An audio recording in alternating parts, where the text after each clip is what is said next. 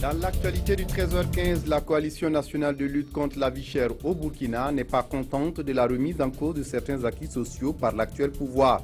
La CCVC, qui se prononce également sur l'insécurité grandissante au Burkina Faso et la présence de forces militaires étrangères dans le pays. Dans ce journal, vous entendrez ces responsables. Et puis au Brésil, le processus de destitution de Dilma Rousseff est en marche. Une commission parlementaire brésilienne a voté la destitution de la présidente brésilienne accusée de maquillage de comptes publics en 2014 et en 2015. La Chambre des députés doit encore valider cette procédure à la fin de la semaine avant que le Sénat ne livre lui aussi sa décision. Mesdames, Messieurs, bonjour. Ravi de vous retrouver.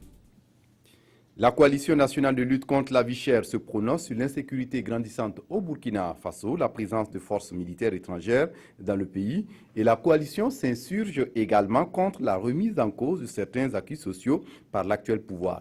Mounira Kéré, Jean-Eudes Bayala. La situation sociopolitique burkinabé préoccupe la CCVC, la coalition nationale de lutte contre la vie chère. Une situation nationale qui, selon la CCVC, est marquée par l'aggravation de l'insécurité, la présence de forces militaires étrangères sur le territoire national, la flambée des prix des produits de première nécessité et des velléités de remise en cause de certains acquis sociaux.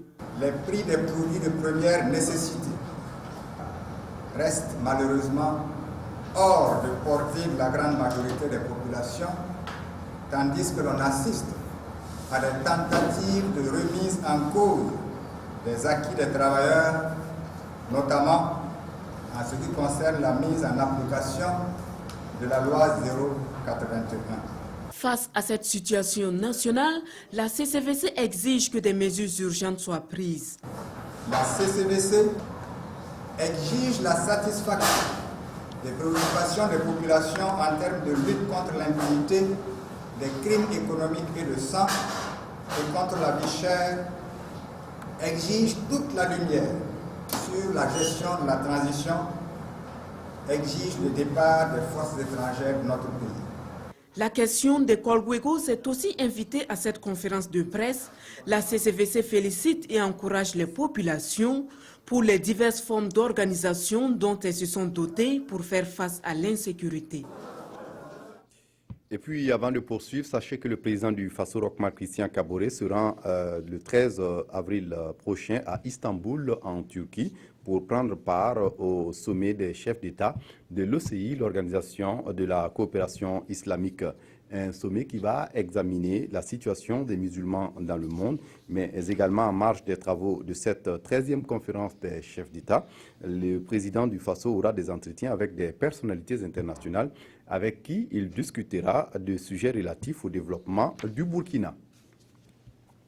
La gendarmerie nationale communique sur les mécanismes et processus de traitement d'une infraction portée devant la gendarmerie. Pour faire simple, il s'agit pour la gendarmerie d'exposer et d'expliquer ces méthodes souvent incomprises pour les usagers qui taxent de laxisme. Ce 11 avril à Koudougou, la gendarmerie a convié à une rencontre d'immersion. Issa Kafando Moukundabire. Les procédures utilisées par les gendarmes lors des cas de vol ou autres types d'infractions ne sont pas toujours comprises des populations. Une incompréhension qui laisse planer le doute sur l'efficacité de la méthode employée par les Pandores. La gendarmerie veut donc communiquer autour de ces actions relatives à la détention préventive. Lorsque un individu est arrêté par la gendarmerie, il y a un certain nombre d'actes qui sont posés par les enquêteurs sous le contrôle du procureur du Faso et de la hiérarchie de la gendarmerie, permettent à garantir en fait que le délit ou l'infraction soit résolu de façon la plus professionnelle possible. Tout présumé coupable peut être gardé à vue pendant 72 heures au maximum, avec une possibilité de prolongation de 48 heures à la demande du procureur du Faso. Toutefois, le présumé peut être relâché ou déféré selon les résultats de l'enquête. À partir du moment que l'affaire est portée, s'il y a un délit, s'il y a une infraction qui est commise par rapport à la déclaration que vous venez de porter à la brigade, elle décide de confier cette affaire à un groupe d'enquêteurs. Une affaire qui est portée à la brigade de gendarmerie est confiée par le commandant de brigade de la gendarmerie en question. Ce commandant de brigade rend compte à son commandant de compagnie, qui lui aussi rend compte à son commandant de groupement. Donc c'est ce contrôle-là qui est fait au niveau de la gendarmerie qui permet de faire en sorte que les enquêteurs ne biaisent pas l'enquête. Pour les besoins de l'enquête, les gendarmes sont amenés aussi à perquisitionner des domiciles privés. La perquisition se fait entre 6h et 21h.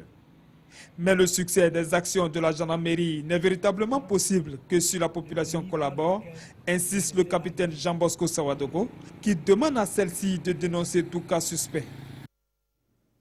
Ces mécanismes et processus de traitement des infractions conduisent les présumés à des procès, comme ces premières assises criminelles de la Cour d'appel de Bobo-Dioulasso. Depuis le 11 avril dernier, la Cour va connaître des dossiers de crimes de sang, de vol aggravé et de viol. Les accusés auront donc à répondre des faits qui leur sont reprochés. Les verdicts sont attendus autour du 16 avril prochain. Ahadi Sandamba, sur place à Bobo-Dioulasso. Sur le banc des accusés, 4 présumés coupables, 3 cas de vol aggravé et un cas d'assassinat, de détention et de port illégal d'armes. C'est le menu de cette première journée de la session criminelle de la Cour d'appel de Bobo-Dioulasso, la toute première de l'année judiciaire 2015-2016. Il s'agit pour la Cour de juger ces affaires-là, dont 6 crimes de sang, c'est-à-dire assassinat, infanticide. Dans les assassinats, lorsque la personne est reconnue coupable, la peine la plus forte, c'est la peine de mort.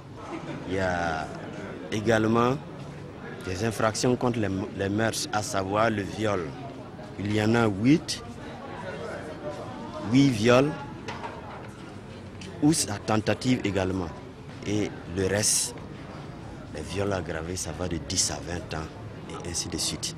À l'ouverture, après avoir choisi par tirage au sort les 4 premiers jurés et leurs suppléants, c'est parti pour 6 jours d'audience. Des audiences qui sont ouvertes au public avec à la clé 20 dossiers, tous crimes confondus, à juger. Économie à présent, les producteurs de tomates et leurs clients du Passoré se sont donné rendez-vous ce 9 avril à Gako pour la 7e édition du Salon de la Tomata. Une occasion d'exposer la production, mais aussi d'opportunités d'affaires pour les acteurs de la filière. La filière qui traverse des difficultés, notamment d'écoulement de la production. D'où la réflexion sur le thème stratégie d'amélioration des mécanismes de la commercialisation de la tomate, enjeux et perspectives. Les producteurs ont donc souhaité à l'occasion un meilleur accompagnement des autorités et des partenaires. Et Mantoé. La région du Nord est classée première dans la production de l'oignon, la tomate et la pomme de terre, selon le ministère en charge de l'agriculture. La province du Passoré, elle, s'est illustrée dans la culture de la tomate. C'est pour promouvoir ces produits que l'Union des producteurs maraîchers a organisé ce salon de la tomate. Ces producteurs sont confrontés à des difficultés qui fragilisent souvent leur capacité de production. Nos difficultés sont principalement le manque d'intrants, le problème d'écoulement des produits et l'ensablement du barrage. Il faut qu'on nous aide à enlever l'herbe qui a poussé et bouche de plus en plus les barrages. Aussi, la baisse du prix de la tomate a découragé beaucoup de producteurs qui veulent abandonner.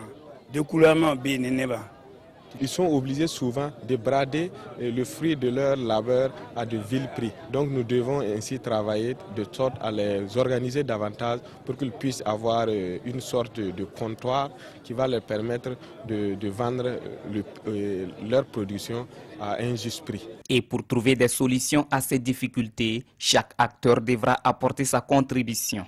Ensemble, nous devons travailler à les résoudre. Par exemple, pour les questions de dégradation, nous les invitons à respecter scrupuleusement les bonnes pratiques agricoles que nous conseillons tous les jours.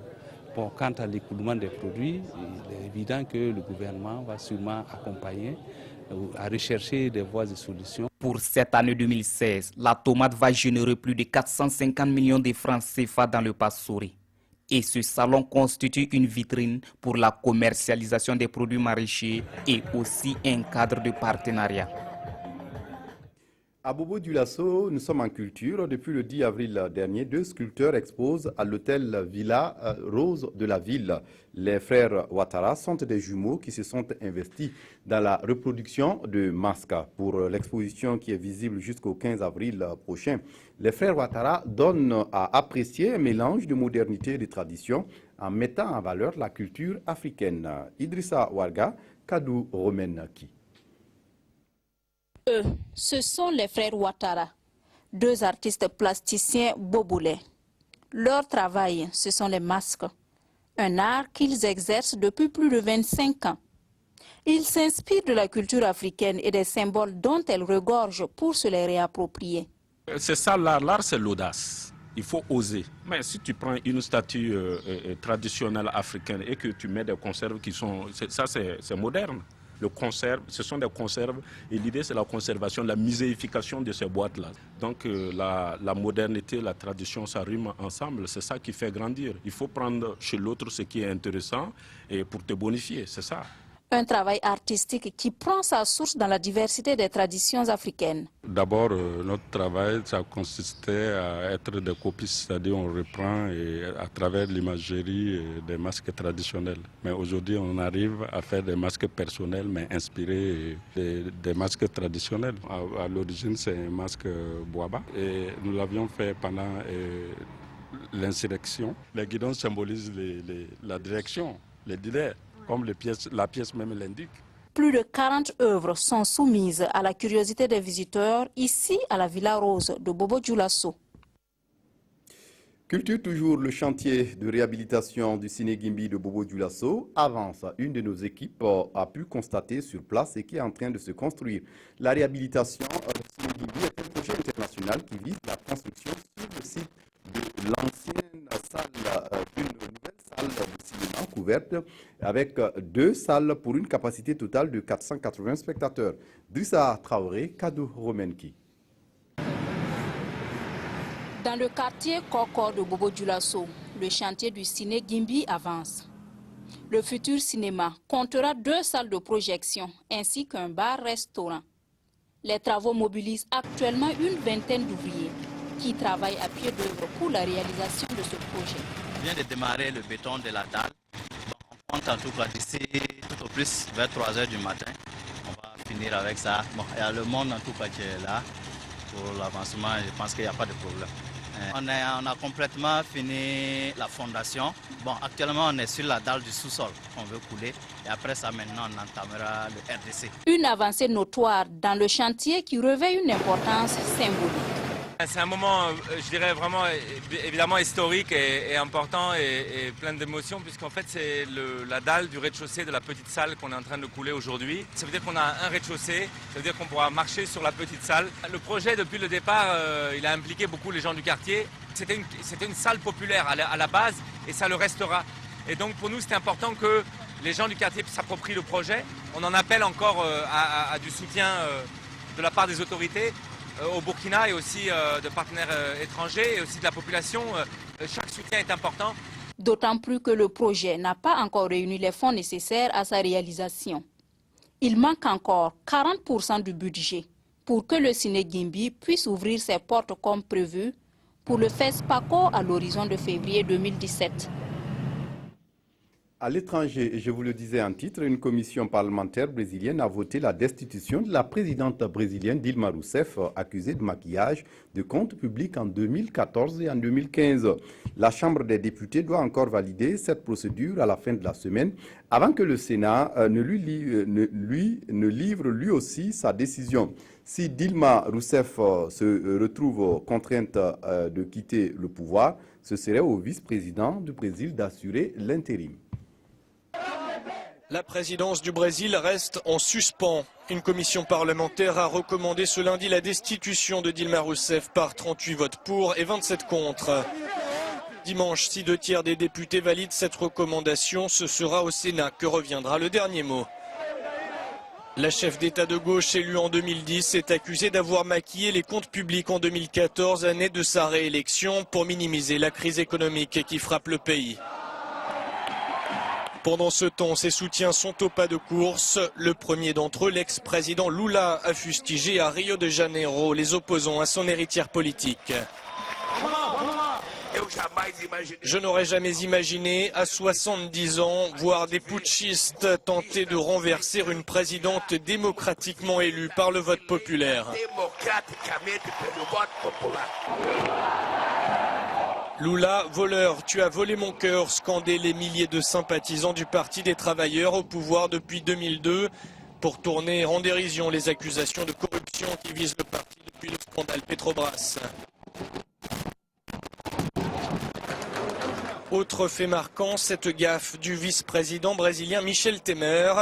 Il a selon lui accidentellement fait fuiter un message audio de 14 minutes qui n'est autre que son discours à la nation au cas où la procédure de destitution irait à son terme.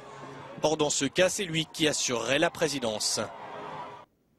Matteo Renzi en Iran, l'Italie veut redevenir un partenaire majeur de Téhéran. Le président du Conseil italien Matteo Renzi a entamé ce mardi une visite à Téhéran, la première d'un dirigeant occidental de se rendre depuis l'accord nucléaire de 2015 pour affirmer la volonté de l'Italie de redevenir un partenaire majeur de l'Iran. Rome ne veut pas manquer les opportunités d'échange avec l'Iran.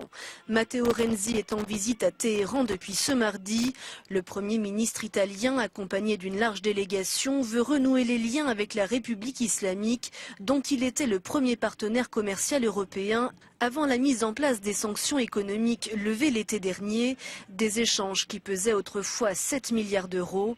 Le chef du gouvernement italien a rencontré le président iranien Hassan Rouhani, qui s'était rendu dans la capitale italienne il y a 3 mois pour signer des contrats à hauteur de 20 milliards de dollars dans le secteur naval, pétrolier, mais aussi dans celui des transports. Et puis pour terminer, la série de grèves occupe les colonnes des quotidiennes ce mardi. Les enseignants de Tougan qui réclament le paiement des arriérés d'heures supplémentaires et de vacations. Ceux de Kaya qui s'insurgent contre les Kogloego. On retrouve Abdourahmane Zongo pour la revue de presse de ce mardi. À Tougan, les élèves ont déserté les classes et pour cause, ils protestent selon les éditions Le Pays contre les enseignants du lycée communal, eux-mêmes ayant arrêté d'assurer les heures supplémentaires et de vacations au motif d'arriérés impayés. Une grève peut en cacher un autre mouvement. C'est le cas à Ouagadougou, souligne le journal Le Quotidien, où lycéens et collégiens ont assiégé leur ministère de tutelle. Cette fois-ci, les grévistes crient au manque de matériel didactique, notamment la rareté des livres dans les bibliothèques et le sous-équipement des laboratoires. Pendant ce temps, le corps enseignant de Kaya, Constate Sidoya, observe une grève de 72 heures débutée ce lundi. Ils sont mécontents, commente notre confrère, de l'intrusion des Kogloego dans la gestion des établissements scolaires. À Bobo-Dioulasso, l'Express du Faso révèle des échauffourées émaillées de coups de gaz lacrymogènes à l'arrondissement 7. La pomme de discorde détaille le journal, la poursuite de bornage de terrain et la vente illicite de parcelles malgré la suspension des opérations de lotissement. Les manifestants réclament le départ de la présidente de la délégation spéciale, ajoute le journal Le Quotidien. En politique, le journal Le Soir rapporte que 6 partis politiques ont reçu une subvention de 500 millions de francs CFA de l'État, une somme qui vise à soutenir les activités hors campagne électorale. Enfin, l'Observateur publie la déclaration de biens du chef de l'exécutif Paul Kabacheba et 3 de ses ministres. C'est tout pour ce journal. Merci de votre attention. Très bonne suite de programme sur la RTB. Au revoir.